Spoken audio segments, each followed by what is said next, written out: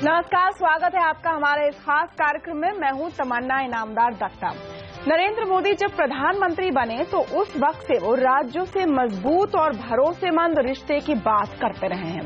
वो इसे team India का नाम देते हैं। कोऑपरेटिव फेडरलिज्म की बात होती है, लेकिन क्या जिस संघीय ढांचे के बारे में संविधान में सोचा गया था वो कारगर तरीके से काम कर रहा है? क्या केंद्र पर राज्यों की निर्भरता कम हुई है? और जिस कंपेटिटिवनेस की बात होती है उसमें भी क्या राज्यों के बीच गैर बराबरी है? गणतंत्र दिवस के मौके पर आज हम इसी मुद्दे को उठा रहे हैं और इस चर्चा में हमारे साथ शामिल हो रहे हैं बीजेपी के प्रवक्ता श्रीकांत शर्मा, जेडीयू के नेता पवन वर्मा और समाजवादी पार्टी के राष्ट्रीय सचिव राजीव राय हमारे साथ जुड़े हैं।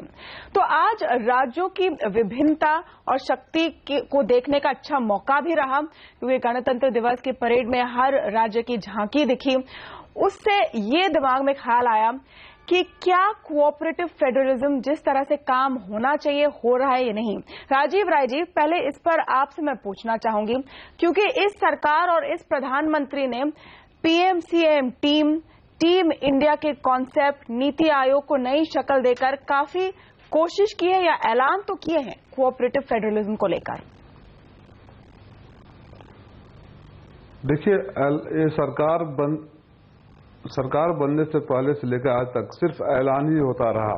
प्रधानमंत्री जी नए नए टर्मिनोलॉजी लाते हैं, उसको उछालते हैं, उस पर बहस छेड़ते हैं, लेकिन जब व्यवहारिकता में आता है उस पर अमल करने का, तो कहीं न कहीं वो भेदभाव जो अक्सर दिखाई देता है कि केंद्र में अगर किसी और राज्य की सरकार हो, प्रदेशों में किसी और राज्यों की सरकार हो, तो भेदभाव सामने आ जाता है।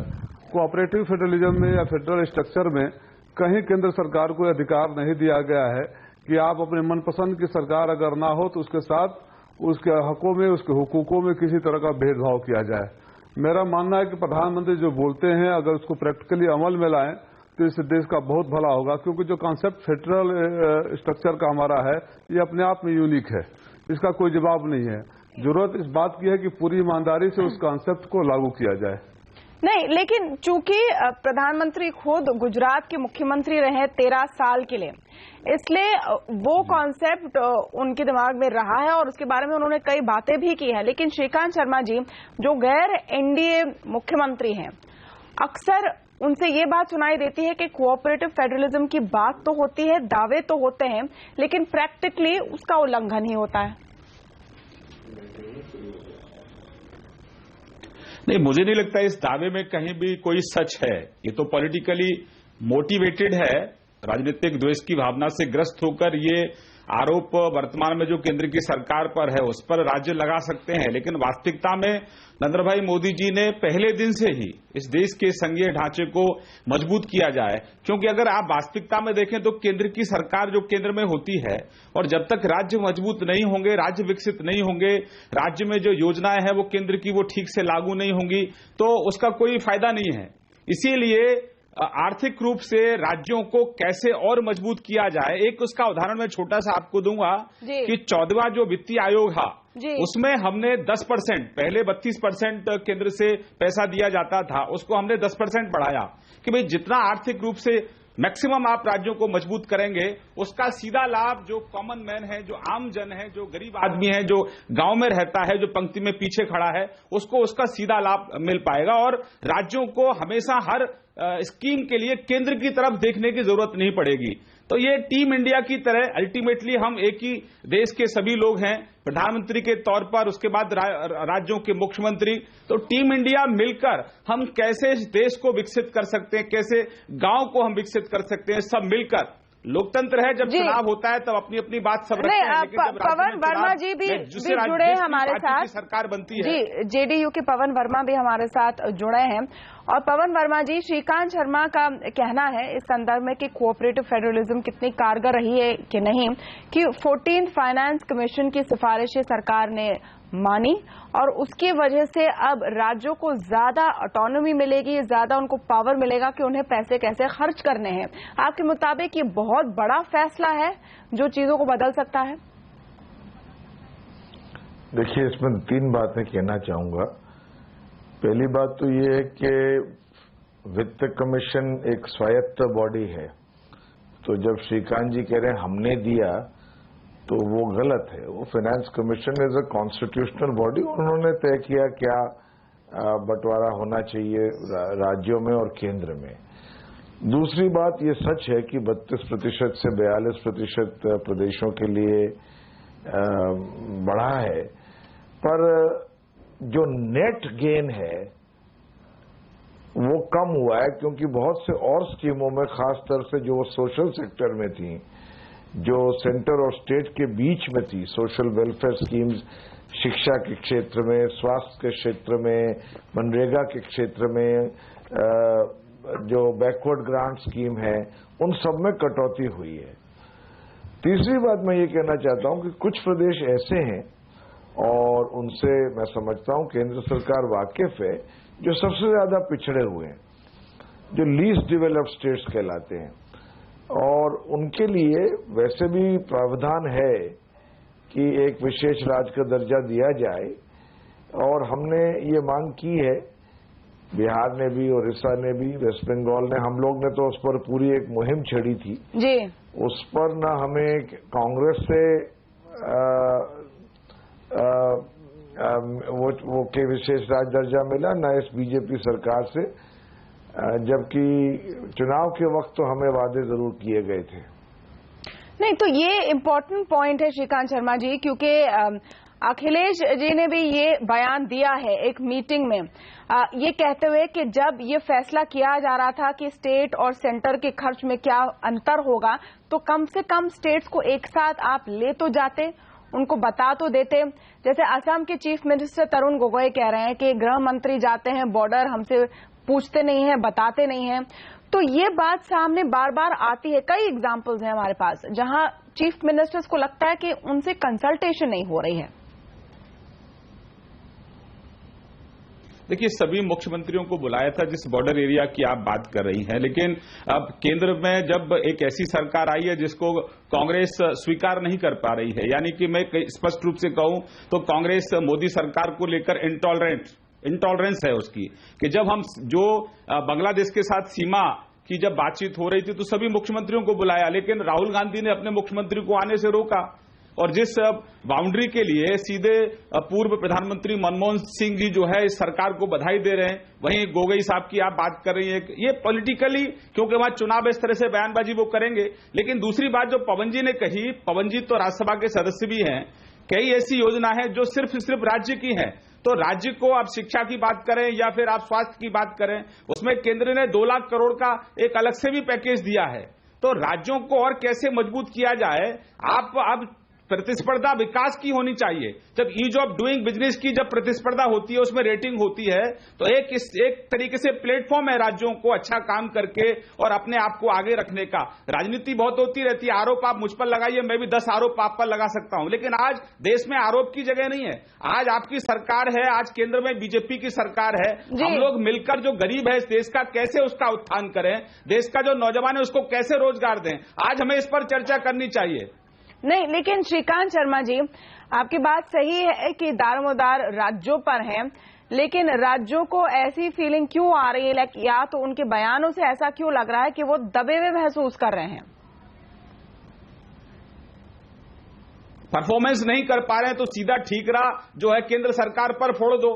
अपना जो उनका फेलियर्स है, जो उनका अपना जो काम नहीं कर पाना है, करप्शन वो लगातार वहां कर रहे हैं। अब बिहार के तो हालत भी बद से बदतर हो रहे हैं, वहां तो रिमोट कंट्रोल है लालू जी के पास, और नीतीश जी वहां एक डमी मुख्यमंत्री के तौर पर काम कर रहे हैं। तो उनकी अपनी व्यथा हो सकती है, उनकी कुंठा अपनी हो सकती है, लेकिन उस कुंठा पर आप केंद्र के ऊपर ठीकरा मत फोड़िए, अपना काम करिए, मैंडेट आपको मिला है वहां काम करिए। अब असम के अंदर तरुण गोगोई साहब को असम की जनता को जवाब देना है कि आप इतने साल तक असम में रहे, काम किया आपने, लेकिन जनता को आप संतुष्ट नहीं कर पाए, लगातार बांग्लादेशियों की चिंता आप करते रहे। तो आप इन जब समस्याएं आपके सामने है, एक सीधा रास्ता है कि समस्याओं पर आप फोकस मत करो, उन समस्याओं के लिए केंद्र की जो सरकार उस पर आरोप लगा दो, और उससे आरोप लगाकर आपकी तीसरी हो जाती है, आपकी जिम्मेदारी से आप मुक्त हो जाते हैं। ऐसा अब नहीं होने वाला है, आपकी जिम्मेदारी है, राज्य के लोगों को आपको जवाब देना होगा। पवन वर्मा जी, नहीं, चूंकि हमारे जो 2 नॉन एनडीए गेस्ट है पैनल पर, आपके पास मैं आ रही हूँ सर।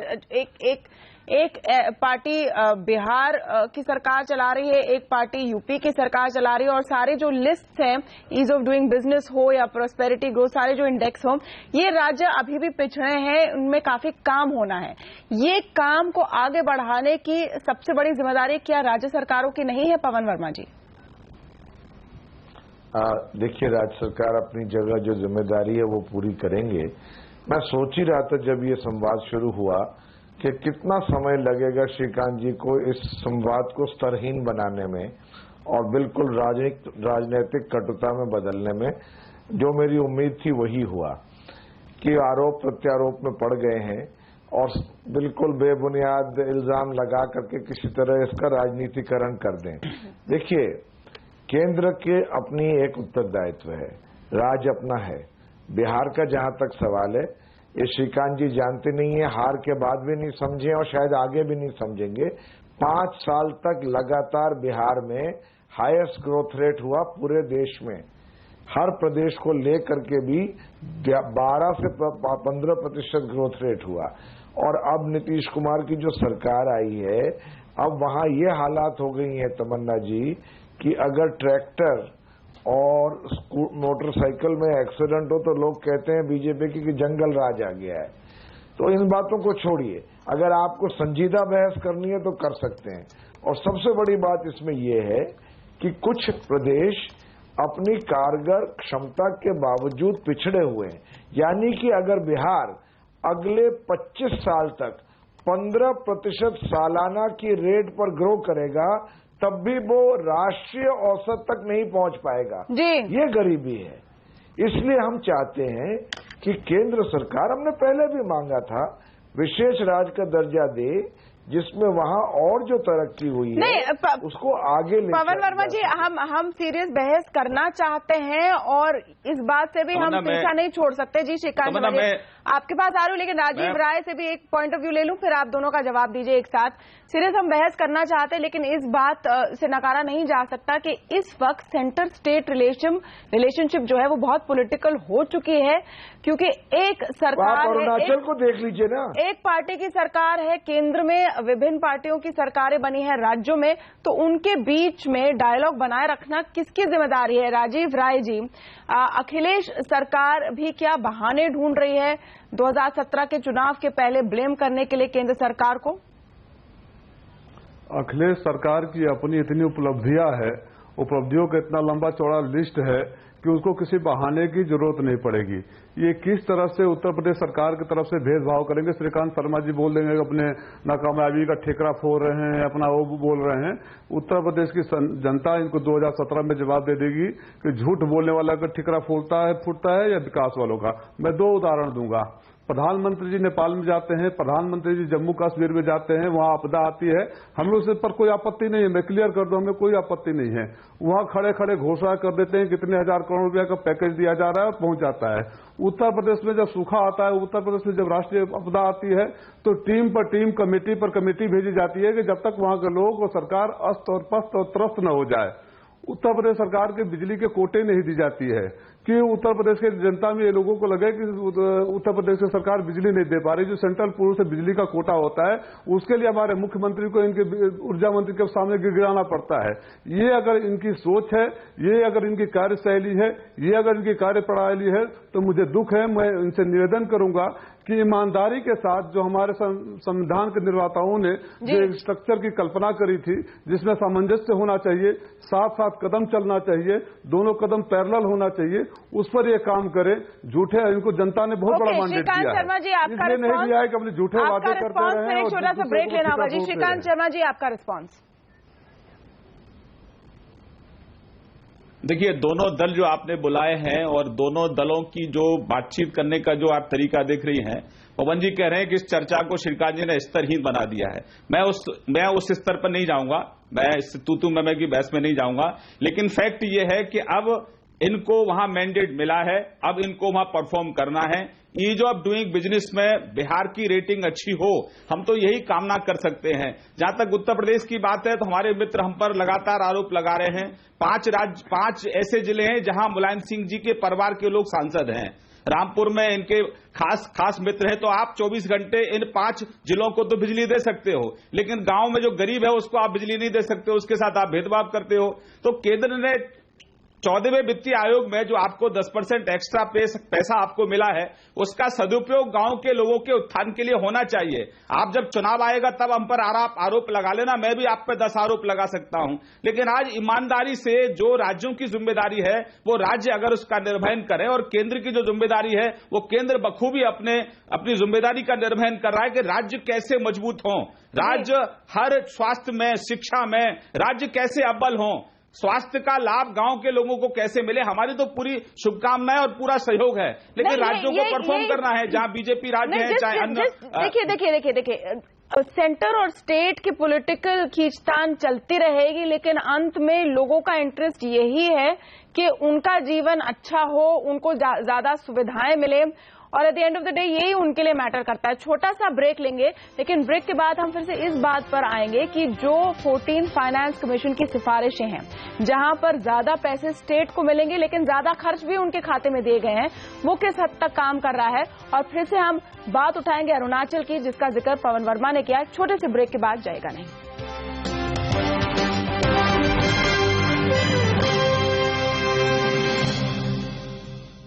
टीम इंडिया को मजबूत बनाने का दारोमदार क्या राज्यों के पास है? क्या केंद्र इसमें उनकी मदद कर रही है या उल्टा हो रहा है? इसी पर हम कर रहे हैं खास बहस। यहां पर हमारे साथ है श्रीकांत शर्मा बीजेपी के नेता, पवन वर्मा जेडीयू से और राजीव राय समाजवादी पार्टी से इस चर्चा में शामिल हो रहे हैं। राजीव राय जी, जो बात हो रही है, आपने बात की पावर की कि आपको उतना कोटा नहीं मिल रहा है, दूसरी दिक्कतें हैं, ये पहले भी हुआ करता था। खास करके इस सरकार पर, इस केंद्र सरकार पर क्यों निशाना साध रहे? क्या पॉलिटिक्स नहीं हो रही है चूंकि आपके राज्य में चुनाव होने जा रहे हैं? नहीं, चुनाव होने जा रहा है। मैं आपको पहले ही बताया कि हमारे विकास के पैमाने इतने लंबे चौड़े हैं, हमने इतनी बड़ी लिस्ट बना दी।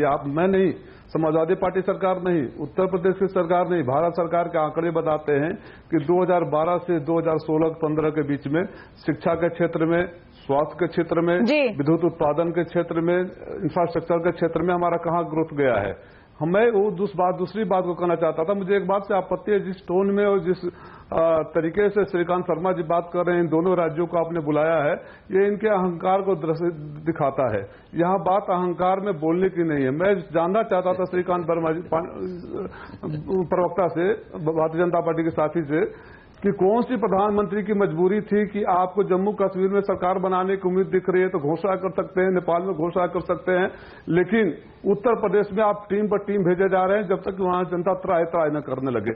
इस बात का जवाब शर्मा जी, क्या वो ये कहना चाहते हैं कि कुछ जिलों में अगर अधिक बिजली दी जा रही है इस वजह से वो केंद्रीय पूल नहीं देना चाहते हैं, केंद्रीय पूल की बिजली नहीं देना चाहते हैं? तमाम उदाहरण है, शिक्षा के, हमारे स्वास्थ्य में, समाजवादी। नहीं, उनको जवाब देने दीजिए, काफी कम समय मेरे पास बचा है। मैं चाह रही हूँ सबके पॉइंट ऑफ व्यू आए। जी श्रीकांत शर्मा जी, क्विक रिस्पॉन्स इस पर। देखिए, आप जब जवाब नहीं दे पाते हैं तो 2 राज्य तो बुलाए आपने, एक केंद्र से बुलाया, एक और आपको 2 राज्यों को मौका मिला है अपनी बात रखने का। तो आप परफॉर्म करिए, आपको मौका मिला है, अपनी सरकार आपकी है, तो आप लगातार आप घिरे हुए हैं, भ्रष्टाचार आपके यहाँ हो रहा है और उसका ठीकरा आप केंद्र पर क्यों फोड़ रहे हैं?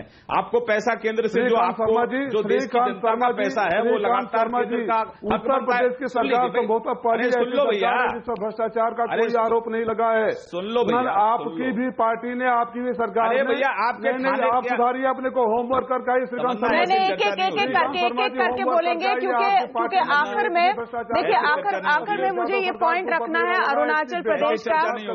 एक मिनट, हमने पूरी डिबेट अच्छे से की है, पूरी डिबेट हमने अच्छे से की है, बस अंत में ये ना करें, बस बोलूंगा। ओके श्रीकांत शर्मा जी, मैं आपके पास आऊंगी, लेकिन पवन वर्मा जी, मेरा आग्रह है कि इस देश के अंदर संघीय ढांचा बहुत मजबूत है, राज्यों को अधिकार है कि राज्य अच्छा काम करें, केंद्र का भी काम है कि केंद्र राज्यों को सहयोग करे, और एक आज केंद्र में एक गरीब अरुणाचल में क्या हो रहा है? ये सहयोग है राज्यों को लगातार अरुणाचल प्रदेश में क्या हो रहा है श्रीकांत शर्मा जी? क्या ये सहयोग है? अरुणाचल में तो तमन्ना नहीं, अरुणाचल के अंदर तमन्ना, अगर आपको जानकारी है कि आपको 6 महीने के अंदर सत्र बुलाना है विधानसभा का, तो आप सत्र कांग्रेस बुला नहीं पा रही है।